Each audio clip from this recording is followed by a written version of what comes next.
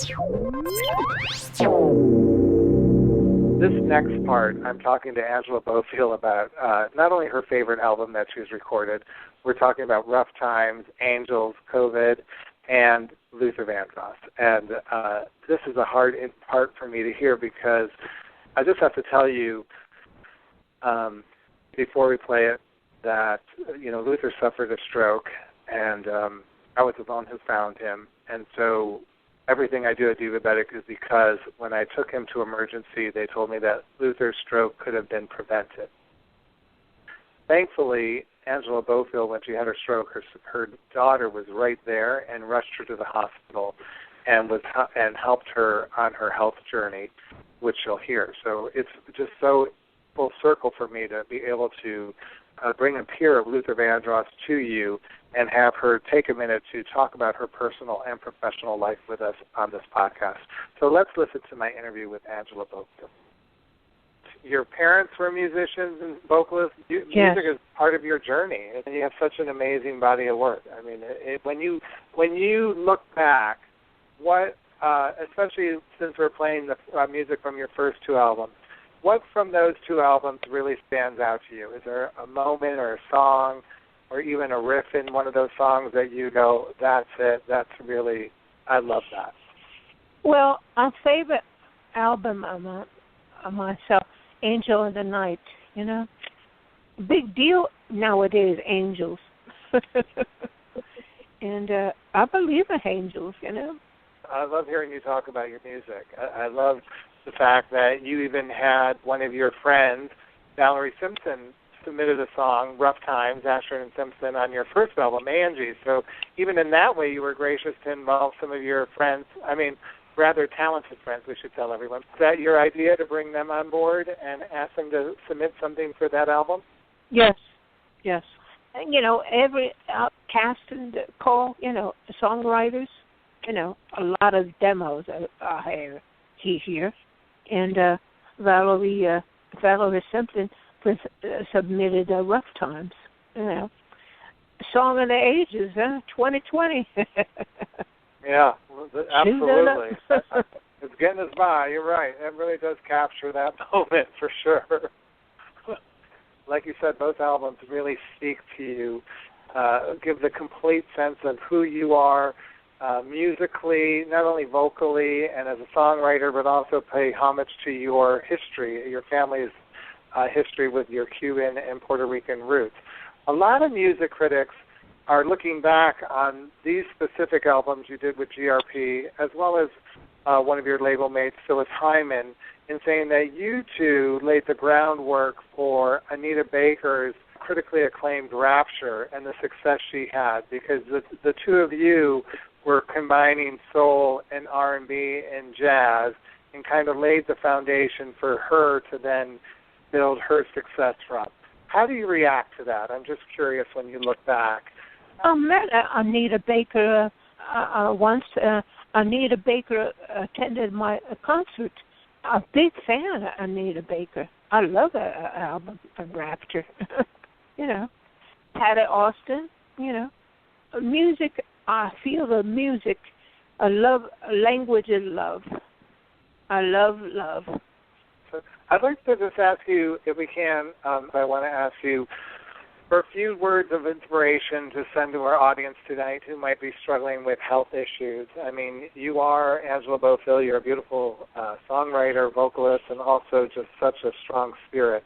What can you tell some of our fans tonight who probably need to hear some inspiration from you, as you said, during these rough times?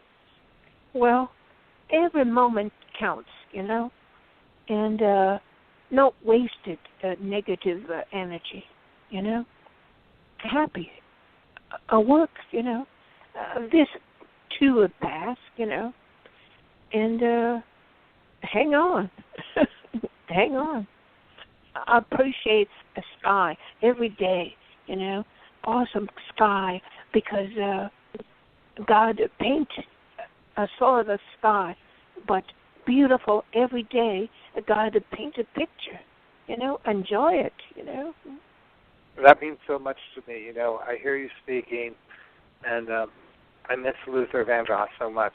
And wish I could have more time with him like you. And it just means so much to myself and our audience that you would come on and share some of your experiences with us so that we could help empower other people to keep their house a home and learn how to prevent or delay a complication from occurring like strokes. Well, my pleasure. Also, don't worry about Luther, because around in the spirit around, never die, Another plane, still Earth, a different plane, My mother passed away at 2010, but I still a spirit. Talk to a spirit. I feel it.